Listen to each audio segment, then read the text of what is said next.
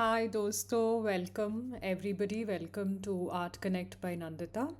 ये हमारा part two का रॉक शेल्टर्स इन इंडिया का सेगमेंट है।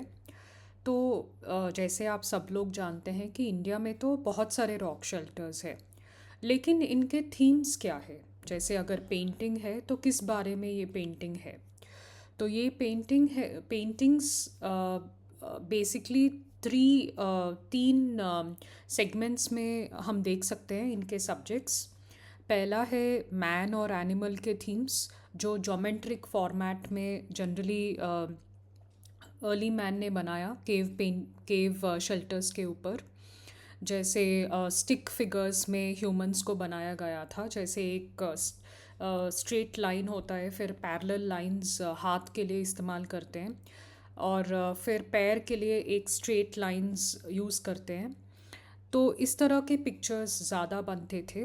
और दूसरा है कि काफ़ी तरह के एनिमल्स को दिखाते थे अर्ली मैन केव पेंटिंग्स में। जैसे फोर लेग्ड लिजर्ड्स, थोड़ा अलग टिपिकल अलग तरीके के लिजर्ड्स को उन्होंने डिपिक्ट किया है केव पेंटिंग्स में।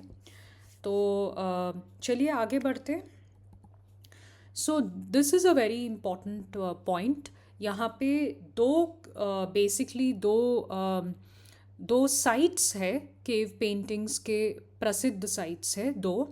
पहला वाला है लुडविक यार, जिसका नाम बेसिकली सजेस्ट करता है कि ये यहाँ पे 1 लाख केव पेंटिंग्स है, इसलिए इसका नाम लुडविक यार है। और ये अल्मोड़ा उत्तराखंड में पाया जाता है। ये केव पेंटिंग का नाम है, it which means 1 lakh paintings. और यहाँ पे ज्योमेट्रिक शेप्स वाले बहुत सारे पेंटिंग्स मिल जाएंगे। और then let us come to the second point, superimposition. Superimposition का ये मतलब है बेसिकली कि पेंटिंग के ऊपर पेंटिंग। और यहाँ पे 3 साइट्स है, कुपगल, पोतकल और तेक्कलकोटा। और यहाँ की स्पेशलिटी, लुडविक यार की स्पेशलिटी ये है कि ये वाइट बैकग्राउंड पे रेड कलर के पेंटिंग्स यहाँ पे पाए जाते हैं। सो चलिए let's go to Bhimbetka. Bhimbetka एक बहुत ही प्रसिद्ध, दूसरा एक बहुत ही प्रसिद्ध केव पेंटिंग शेल्टर है, जो मध्य प्रदेश में पड़ता है ये, और भोपाल से 45 किलोमीटर्स के दूरी पे है। यहाँ पे तकरीबन 800 रॉक शेल्टर्स है। बहुत बहुत बहुत सारे रॉक शेल्टर्स हैं। और one of the most prized possessions हमारे इंडिया के लिए, यूनेस्को साइट्स में भी ये गिने जाते हैं। और यहाँ पे 800 रॉक शेल्टर्स है, और 800 में से 500 सिर्फ बेर के पेंटिंग्स है। So which is a huge number. मतलब बेर के टॉपिक पे 500 पेंटिंग्स पाए जाते हैं इन केव शेल्टर्स में। तो चलिए यहाँ पे एक बहुत इम्पॉर्टेंट पॉइंट है कि इसका एक्सकवेशन वीएस वांकर जी ने किया 1957 से लेके 58 तक। तो next next go to the let's go next to the slide. Next slide. तो बेसिकली भिम्बेटका में किस तरह का टॉपिक के ऊपर पेंटिंग्स पाए जाते हैं। पहला तो बहुत सारे एनिमल्स को अर्ली मैन ने डिपिक्ट किया, जैसे बुल्स, एलिफेंट्स, सांबार, गैजल्स, शीप या गोट, हॉर्सेस, और स्टाइलाइज्ड ह्यूमंस, मतलब ऐसे ही ह्यूमंस को स्टिक फिगर्स में दर्शाया गया है।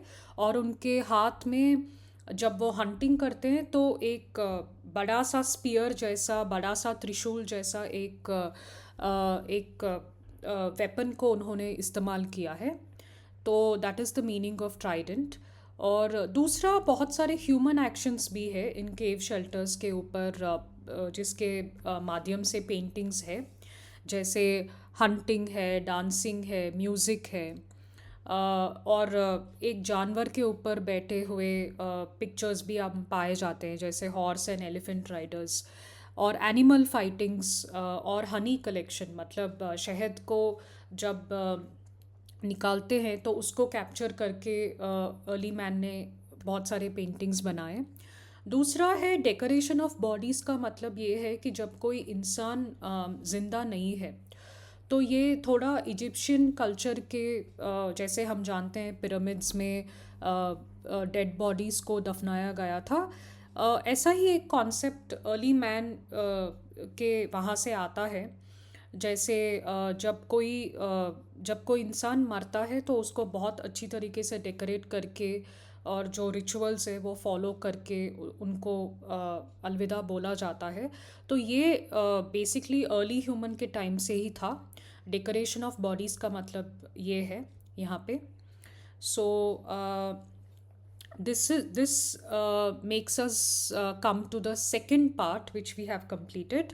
So thank you so much अगर यहाँ तक आपने वीडियो देखा होगा, और आई होप कि मेरा इन्फॉर्मेशन आपको अच्छा लग रहा है। मैं और कोशिश करूँगी इसको इंटरेस्टिंग बनाने के लिए। ये पार्ट 2 हमने कंप्लीट किया यहाँ तक। नेक्स्ट वीडियो में हम पार्ट 3 जो लास्ट पार्ट है इस चैप्टर का उसको पढ़ेंगे हम। Thank you so much. Thank you.